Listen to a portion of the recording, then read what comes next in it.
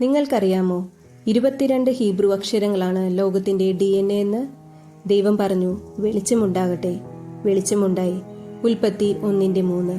ദൈവം സൃഷ്ടി നടത്തിയത് മൗനത്തിലല്ല, വാക്കുകളിലൂടെയാണ്. സംസാരം രൂപപ്പെടുന്നത് ഹീബ്രു അക്ഷരങ്ങളിലൂടെയാണ്.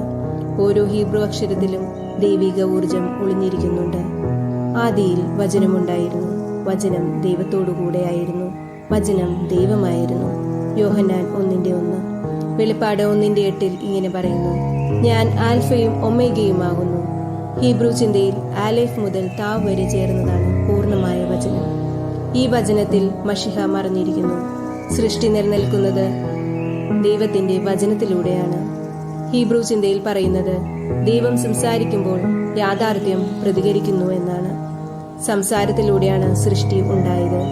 സംസാരം രൂപപ്പെടുന്നത് അക്ഷരങ്ങളാലാണ്. അക്ഷരങ്ങൾ സൃഷ്ടിപരമായ ശക്തി വഹിക്കുന്നുണ്ട്. സൃഷ്ടി ഇന്നും നിലനിൽക്കുന്നത് ആ വചനത്തിലൂടെയാണ്. സൃഷ്ടിക്ക് ദൈവം ഉപയോഗിച്ച ഹീബ്രു അക്ഷരങ്ങളെക്കുറിച്ച് കൂടുതലായി ഞാൻ നിങ്ങളെ പരിചയപ്പെടുത്തി തരാം. ദൈവത്തെ മഹത്വപ്പെടുത്തുക. ശാലോം.